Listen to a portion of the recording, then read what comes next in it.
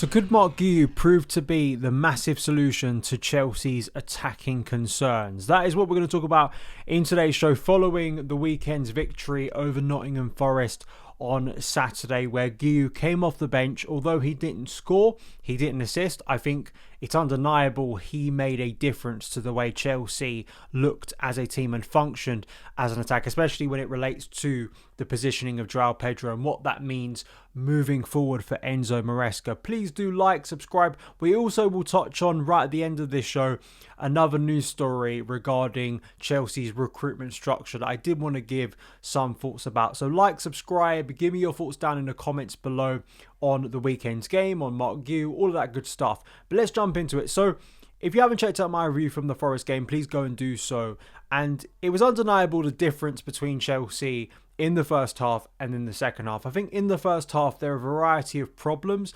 There's no point kind of picking out individual errors where we're just kind of, stupidly giving the ball away, because there's nothing tactical about that. There's nothing revealing about that. It's something we have seen from Chelsea players, and any football team that does that is going to be liable to conceding goals. And Chelsea, I think, got very fortunate on the day, because you look at Nottingham Forest's XG at the end, 2.43 over the entirety of the game. And that was some big chances even spurned after Chelsea going 2-0 up in the second half. So defensively, it wasn't good enough. Chelsea have already committed more errors leading to opposition shots in this match than in any other played in the Premier League this season. So really, from a defensive point of view, from a passing point of view, Chelsea in a sense got quite fortunate that Forest are really struggling to put their chances away at the moment. So that in itself is an issue. We spoke about defensively. Our ability to shoot ourselves in the foot has been a problem. Luckily on Saturday it didn't come back to bite us. But in terms of tactically, in terms of the way the team was set up, we've spoke about the lack of shots being taken in the team, especially from an attacking point of view. And although Chelsea have actually scored quite a lot of goals in the Premier League so far this year, from an attacking point of view, that consistency, something being, substantial and we can continue it throughout the course of the season, that is a concern, especially when you look at João Pedro, his shots being quite low, despite, I think, having a lot of influence within Chelsea's play. And I think it was quite notable in that first half. The moment João Pedro dropped deeper, right at the end of the first half, Chelsea suddenly looked like they were clicking into gear. And it was the move that saw João Pedro pick up the ball just inside the opposition half. He turns really well. He evades a challenge from Sangare, opens up his body, and it's a right-footed ball over the top of Forest's defence, which is a pretty high line. And you had both Malo Gusto and Andre Santos making runs behind the Forest defence. It eventually is left by Gusto for Andre Santos, whose effort just goes beyond the post. But that could have been an amazing opener for Chelsea at the end of a pretty terrible half. But I think that kind of signalled this is where João Pedro is supposed to be playing. And I've spoken a lot about how when you look at the opening periods of the season, when we were playing Liam Delap in that role, kind of that focal point, João Pedro playing a little bit deeper, I think that's where Enzo Maresca sees him, or at least where he sees him, especially when you don't have Cole Palmer available, which we don't for an extended period of time at the moment. So trying to find ways around that, and why I personally felt that Marc Guiu should have started the game. And to me, my belief that Marc Guiu should have started was only vindicated by what I saw in the second half, because pretty much from the opening exchanges of that second half, I just showed this screenshot here if you're listening on the podcast. It's the build-up to the foul that's given where Chelsea eventually score the opener through Josh Achimpong when we take the free kick. And it really just shows the difference in the structure of Chelsea looking a lot more fluid and also a lot more obvious in terms of passing options, how Chelsea are going to be able to progress the ball through Forest. In the first half, it was very disconnected. It was quite hard to see how Chelsea were going to be able to build up through the thirds. I thought Malo Gusto and Romeo Lavia didn't really offer a convincing base in the centre of Chelsea's system. Santos was kind of playing a number 10 role. I don't know if that was the best position for him personally. I think maybe you want him a little bit deeper where he can start to make late runs into the box. The lack of ball progression there when you don't have Moises Caicedo, when you don't have Enzo Fernandez for the entirety of the game, is always going to be of impact to Chelsea. But suddenly you have Guiu up against the Nottingham Forest centre-backs. You have an obvious focal point that's going to be playing that natural centre-forward role. It means that João Pedro can naturally drop deeper. You don't have to worry that if he isn't in that position, there's going to be no one up top for Chelsea to hit the ball to. And it just gave him a lot more freedom, and suddenly Chelsea were kicking into gear. I also do just want to quickly say, the ball that gets played in by Neto, which is a wonderful cross into the box, the height in Chelsea's team is something that was quite impressive in this move for me. That you had Trev Chalobah, Marc Guiu, Josh Achimpong and Joao Pedro all inside that box. Chelsea from set pieces, set piece opportunities, although this wasn't a direct goal from a set piece, it kind of came from a set piece, and obviously our third goal came from a corner.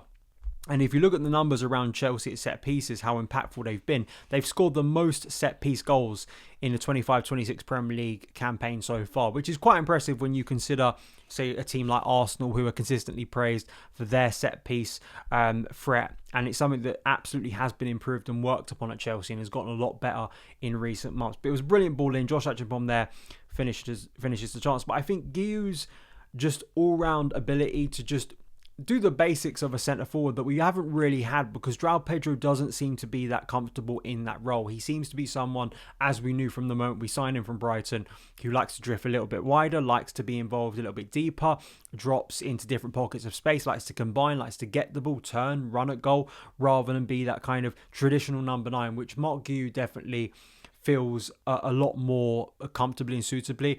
Although there are raw parts to Guiu's game, I thought this was a great half because he drops deeper, he's penning back the centre-back, he's dropping deeper to receive the ball. But if he's dropping deeper and then playing a ball to one of his peers, he's then making a run beyond the defender. He isn't just kind of waiting for the ball back, wanting to be in creative situations. He also wants to, get involved, get behind the defence, try and offer an option, a passing option for Chelsea, dragging those centre-backs, really harrying, harassing. And it was his involvement that gets the free kick that gets Chelsea the second goal from Pedro Neto as well. And I thought, if you go back and watch that move, I definitely suggest it, because suddenly Chelsea just looks so much more fluid, so much more obvious in terms of their ability to progress the ball. There were suddenly passing options and triangles that weren't there in the first half. And I think it all stems from having players in more appropriate positions, or at the very least just opening up Joao Pedro a lot more. And especially Moises Caicedo too, who plays such an integral role in Chelsea's all-round structure, their ability to not only shield the back four, but I also think Caicedo's passing is we've spoken about this as well, he's an underrated part of his game. His ability to progress the ball for Chelsea, it is, I think, very underrated as well. And it just made Chelsea look like they were clicking into gear. And especially once we have a 2-0 lead, Forest have to come onto us a bit more.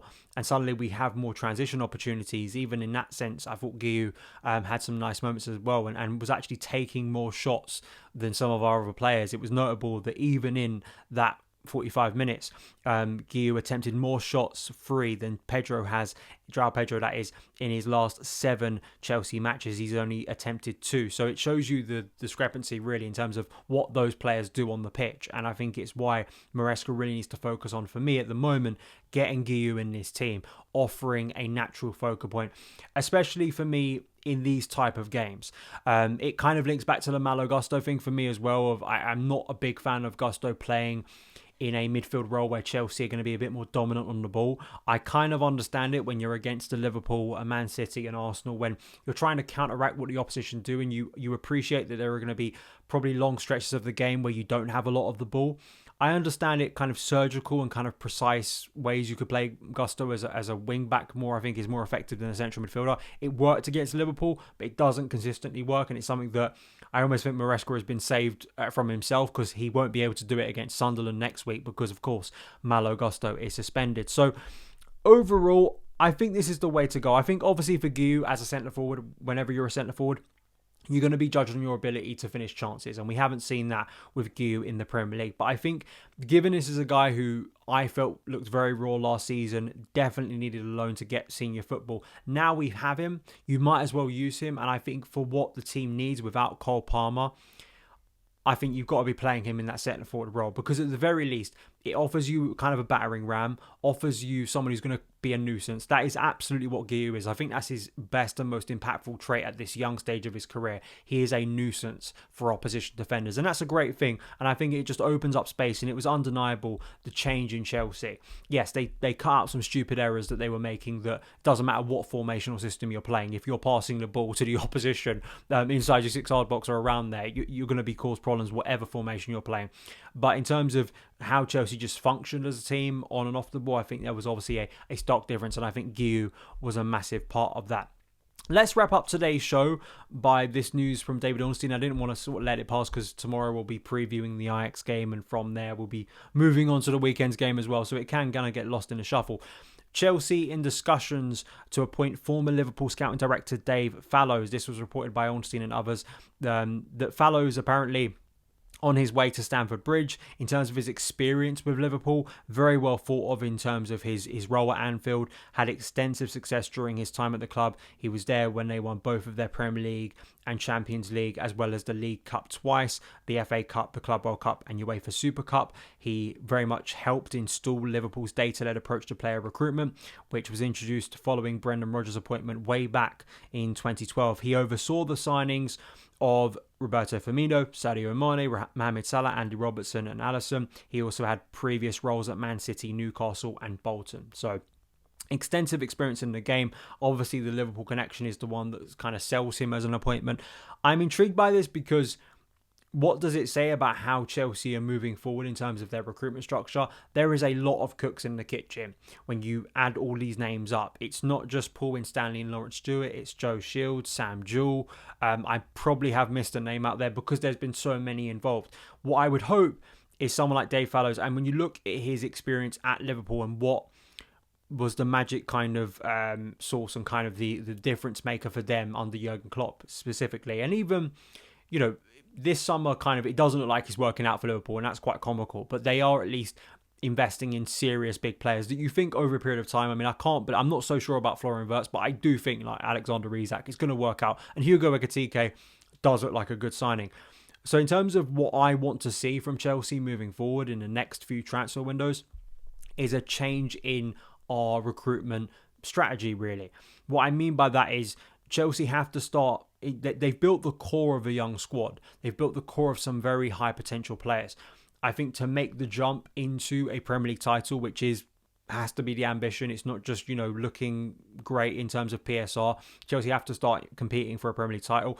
Whether Fallows is someone who can inject that kind of ruthless streak to bring in the players that are necessary to take this squad from Champions League challengers to Premier League challengers. And I think that will be the big thing as well. And also the chain of command, really. Like, is Fallows coming in? I mean, based on his experience, he should be top of this recruitment tree, in my opinion. Absolutely. He should have more say than anyone else in this recruitment structure currently. Because based on his experience, he is the most successful. He is the most elite-minded person. Paul Winstanley was at Brighton.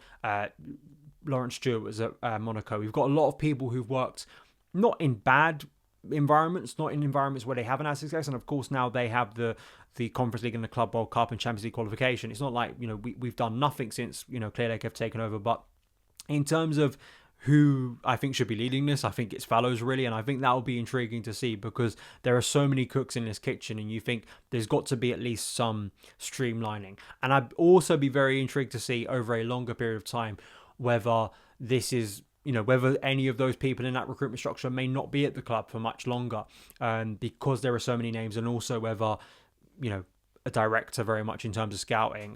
So we'll see how that works, really, because obviously Paul Winstanley and Lawrence Stewart have very much, especially more so Winstanley, has been seen as kind of the big dog within the recruitment structure, and Fallows coming in with his elite experience, I think is quite notable. But I don't think it's a bad appointment. It's just how it's all going to shake up in terms of Chelsea's recruitment and what it actually means in terms of our strategy, because you can bring in guys like this, but if Chelsea are still doing things that I think has frustrated us in terms of the PSR nonsense, the selling players that we don't really need to, if we walk into another season without key areas of the squad really being addressed, I think that will be a big conversation point next year. So those are my thoughts today. Please let me know yours in the comments below, and I will see you again very, very soon. All the best.